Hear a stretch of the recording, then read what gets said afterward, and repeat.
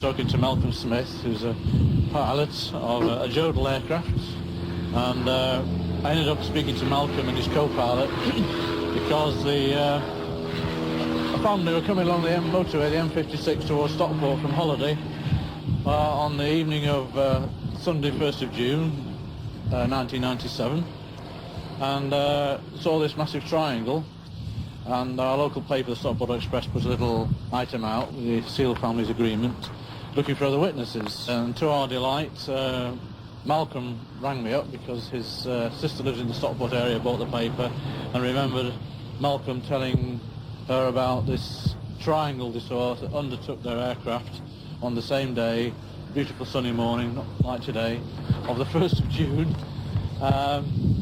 So perhaps Malcolm would like to explain what himself and Martin saw when they were flying to Wales. Yeah. We were cruising at about 1,500 feet, 90 knots approximately, when Martin, who was in the co-pilot seat on the right-hand side, suddenly drew my attention to a very large triangular-shaped shadow that was overtaking our starboard wing.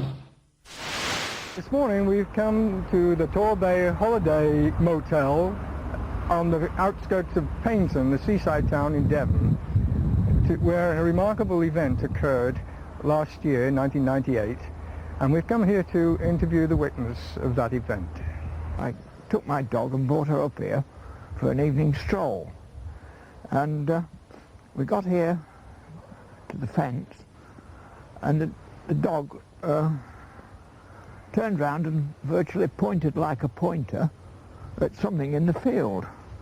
And I couldn't see anything, but from the dog's attitude, it was obviously that she was very confused. And as I looked where she was looking, an object materialized over a space of, I say, about 3 seconds. And it was most extraordinary.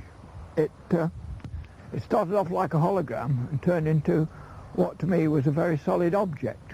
About 40 feet away, the object materialized over a period of about 3 seconds. It turned out to be a rectangular block about 10 feet long, about 4 feet wide and 3 feet deep.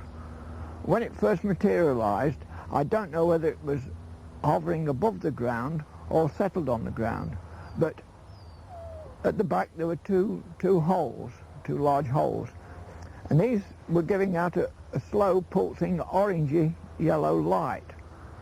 The light quickened up and the object actually rose to a height of about 2 feet above the ground, and as I watched it, the tempo of the pulsating continued, and it seemed as though something was going to happen. Harry, almost 20 years have passed since you began the process of hypnotizing people who had had amnesic close encounters. I wonder what gave you the idea in the first place?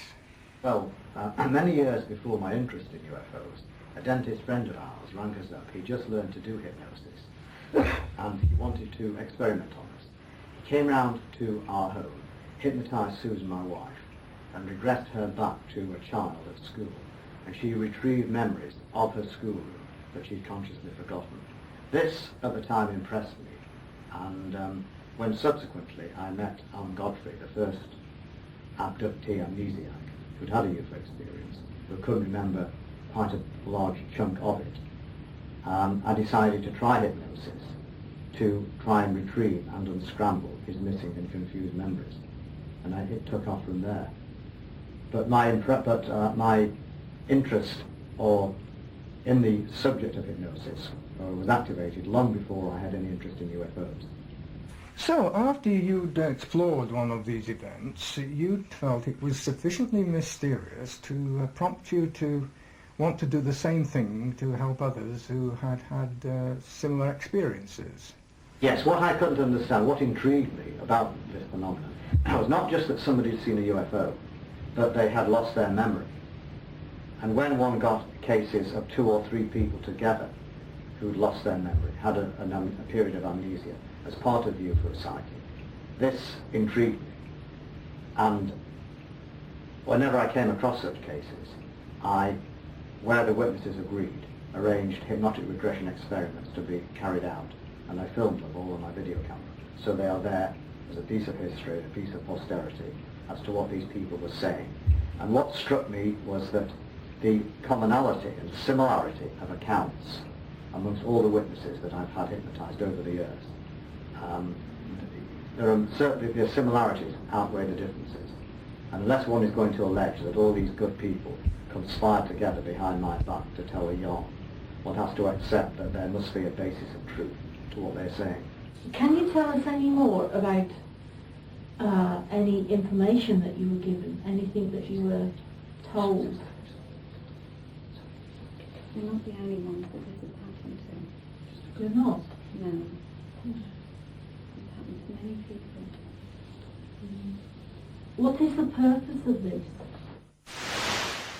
It was overcast, no sunshine, sort of a dull-ish sort of day, and suddenly in front of me was a tube running up about 1,000 feet. Oh, well, I'm not a good judge, but I would say 1,000 feet plus, or coming down out of sight onto the ground. This was not very many yards away from me, but the important point about it that struck me with it was the circular motion of the ashes in the grit on the ground. It didn't appear to be being sucked up the tube. It was just rotating at high speed on the ground, about 2 feet wide, 2 feet 6 perhaps on the ground. And the tube was vertical and perpendicular, and it didn't grow at the top or anything. And that was unusual. That was one of the unusual things about it. It's this field here. It was in winter barley at the time. It's a cornfield most of the time. And looking across diagonally, looking at the wood behind, it was to the left, about halfway along the wood line that you can probably see on the film. The first one, where I stood in the field nearby, and then when that died away, the second one appeared nearer the tree, over near the woods, in the far distance, just in the field there, and the same thing happened there. But it was uncanny. I've worked these fields for 50 years, and I've never seen anything like it before, nothing at all like it.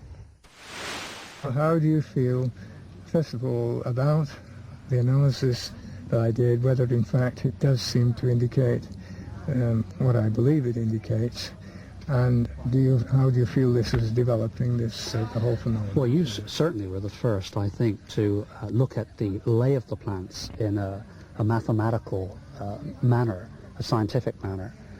We, as you know, spoke many times of the angle of the plants and that the swirl symmetry was so impressive. Your work was certainly the first to, I think, as near confirm as we've been able to get, that the swirl itself is not a natural vortex. So, I mean, it's been an important segment of information.